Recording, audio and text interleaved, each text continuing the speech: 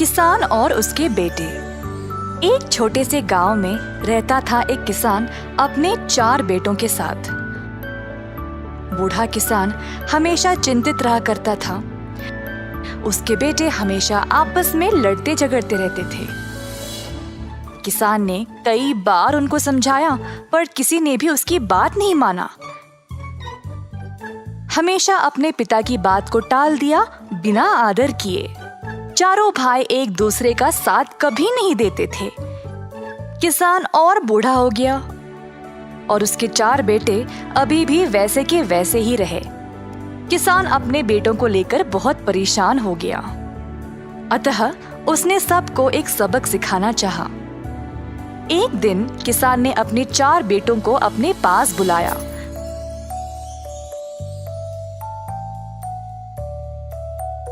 सबको लकड़ियों का घट्टा दिया। मेरे बच्चों, तुम सब के लिए मेरे पास एक काम है। ये एक साधारण लकड़ियों का घट्टा है। मैं चाहता हूँ कि तुम इस घट्टे को 2 हिस्सों में तोड़ दो। सबको ऐसा करने का एक एक मौका मिलेगा। सच में पिताजी, ये तो बहुत ही आसान है। उफ, तुम तो ये कर ही नहीं सकते, कोशिश भी नहीं करना। मैं तो सबसे बलवान हूँ और एक क्षण में तोड़ सकता हूँ। क्या मजाक है ये। सबको पता है कि सिर्फ मैं ही यह कर पाऊंगा। अच्छा, बस करो अब। मैंने यहाँ तुम लोगों को लड़ाई करने नहीं बुलाया। जैसा मैंने कहा वैसे चुपचाप करो। पहले सबसे बड़े बेटे ने लकड़ियों के घट्टे को तोड़ने की कोशिश की। लकड़ियां ना टूटने की वजह से वह हैरान रह गया। उसने बहुत जोर लगाया और सांस लेने भी रुक गया, पर घट्टा टूटा नहीं। अंत में उसने हार मान ली। दूसरे भाई ने भी कोशिश की, पर वो भी असफल हुआ। तो गुस्से में आकर उसने लकड़ियों को नीचे फेंक दिया। बाकी के 2 भाइयों ने भी पूरा दम लगाकर लकड़ियों के घट्टों को तोड़ने की कोशिश की, पर वो भी सफल नहीं हुए। सब लोगों ने हार मान लिया और पिताजी से पूछने लगे, ये तो बकवास है पिताजी। वैसे आपने हमको ये करने को बोला ही क्यों? किसान ने कुछ नहीं कहा। उसने लकड़ियों का घट्टा लिया, उनको अलग किया और एक एक लकड़ी अपने सारे बेटों को दे दिया। अब तोड़ने की कोशिश करो। इस बार सबों ने आराम से लकड़ी को तोड़ दिया। मेरे बच्चों, मैं चाहता हूँ कि तुम इससे कुछ सीखो। केवल एक अलग लकड़ी आसानी से तोड़ दी जा सकती है, पर अगर 4 लकड़ी एक साथ रखोगे तो उनको तोड़ना बहुत मुश्किल हो जाता है। तुम चारों भी इन लकड़ियों की तरह ही हो। हमेशा एक साथ रहना और फिर कोई भी तुम्हारा बाल भी बांका नहीं कर सकता। इस बार लड़कों को पिताजी की सीख समझ आ गई। सबों ने एक दूसरे से लड़ाई करना बंद कर दिया और आपस में मिलजुल कर रहने लगे और अच्छे से साथ साथ काम करने लगे।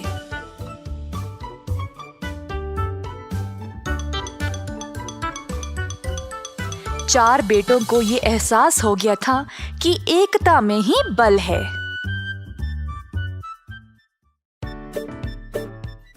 एक समय की बात है जब एक छोटे से गांव में रहता था एक किसान धर्मपाल नामक। धर्मपाल खेती बाड़ी करके खुद फसल उगाता था। उसके पास कुछ पशु भी थे, जैसे मुर्गी, सूअर, बकरा और एक बड़ी सी गाय जिसको वो बहुत ज्यादा पसंद करता था। गाय से उसको काफी प्यार था क्योंकि वह हर रोज बहुत सारा दूध देती थी। धर्मपाल की कमाई ज्यादातर गाय के दूध से ही मिलती थी, तो वो चाहता था कि गाय हमेशा स्वस्थ रहे। एक दिन जब धर्मपाल खेत में काम कर रहा था, उसका बेटा रोते हुए उसके पास आया।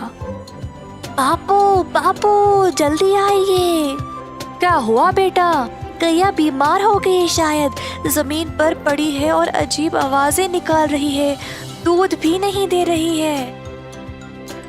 किसान और उसका बेटा तुरंत घर की ओर गए तो देखा कि गैया बहुत कमजोर लग रही थी। जब दूध निकालने की कोशिश की तो दूध भी नहीं निकला। किसान बहुत ही परेशान हो गया। अगर यह दूध नहीं देगी तो मैं क्या करूँगा? बिना दूध के ये तो बेकार है मेरे लिए। हर बार इसके लिए दवाई और देख रेख करने का समय नहीं है मेरे पास। कुछ न कुछ करके इससे छुटकारा ही पाना पड़ेगा। किसान को लगा कि अब गाय ठीक नहीं हो पाएगी, तो उसको खड़ा करके वन की ओर चलाते गया। गाय ने बहुत दूध दिया और अब वह उसके लिए बेकार हो चुकी थी। जंगल के भीतर पहुंचने के बाद किसान ने गाय को खुला छोड़ दिया और वहां से चला गया। बेचारी गैया अकेले और असहाय खड़ी रही। थोड़ी देर बाद गाय जंगल से डरने लगी और वहां से निकलने का रास्ता ढूंढने लगी। अपनी हिम्मत जुटाकर चलने लगी। बहुत देर बाद आखिरकार वह खुली जगह पर पहुंच गई, पर उसको पता ही नहीं था कि वह कहाँ आ गई। अचानक से उसने एक छोटा सा घर देखा और जल्दी उसकी ओर चलने लगी। घर तक पहुंचते ही वह थकावट से बेहोश गिर पड़ी दरवाजे के पास। यह एक गरीब आदमी मधु का घर था। सुबह सवेरे मधु बाहर आया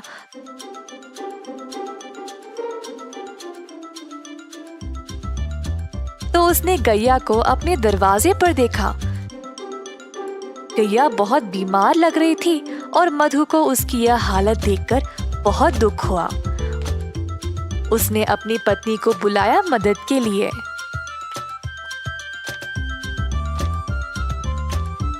हो सुनती हो, यह बेचारी गैया बहुत बीमार है, इसका ख्याल रखना पड़ेगा। मेरे पास थोड़ा सा घास और चावल है जो यह खा सकती है। मधु ने जो कुछ थोड़ा सा खाना था वो ले आया और गैया के सिर पर गीला कपड़ा रखा।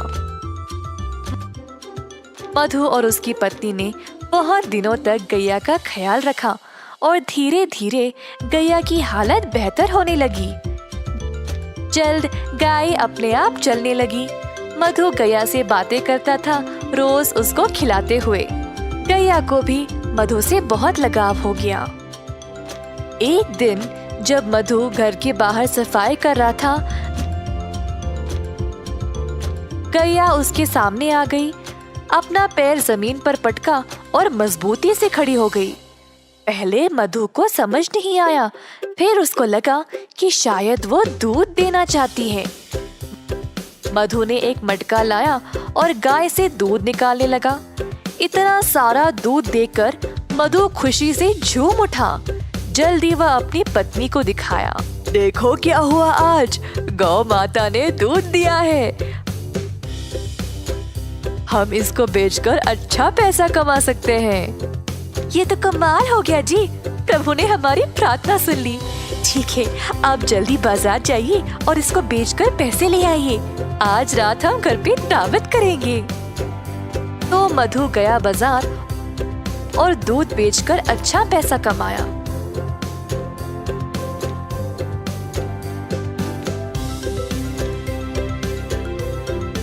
उसने भगवान को धन्यवाद किया उसको गैया देने के लिए। मधु दूध बेचने लगा और जल्द अपने शुद्ध दूध के लिए मशहूर बन गया। गांव वालों को अब केवल उसी का दूध चाहिए था, जिसके लिए अच्छी रकम भी दिया करते थे। इस बात की खबर धर्मपाल तक पहुंच गई। मेरी गैया को चुराने की हिम्मत कैसे हुई इसकी, और अब वह अच्छे पैसे कमा रहा है। मैं अभी जाकर उसको वापस लूंगा, वो तो मेरी गाय है। धर्मपाल गया मधु के घर। मैंने सुना मेरी गैया तुम्हारे पास है और तुम उसका दूध बेच रहे हो। ये तुम्हारी नहीं है, दे दो मुझे वापस।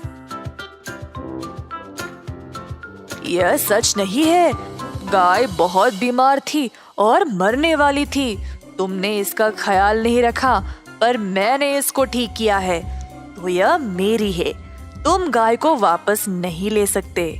मैं चुपचाप नहीं बैठने वाला, ग्राम प्रधान के पास जाकर उनसे बात करूंगा। अब वही फैसला करेंगे। तो दोनों आदमी ग्राम प्रधान के पास जाकर अपनी समस्या सुनाई। तो यह है तुम लोगों की समस्या, यह तो बहुत आसान है, मैं हल कर दूंगा, चिंता ना करो। धर्मपाल को लगा अब वह जीत ही गया। उसको पता था कि वही गाय का असली मालिक है, तो बस उसी का नाम सुनने का इंतजार करता खड़ा रहा। तुम दोनों गाय के दाएं और बाएं खड़े हो जाओ। तो दोनों इसी प्रकार गाय के आजू बाजू में खड़े हो गए। कुछ देर तक सब चुपचाप थे। अचानक से गाय अपनी जगह से हिली और मधु के पास आकर खड़ी हो गई। अतः ग्राम प्रधान ने यह निर्णय लिया कि गाय मधु की ही है, क्योंकि उसी ने उसको प्यार दिया और उसको अच्छे से ख्याल रखा।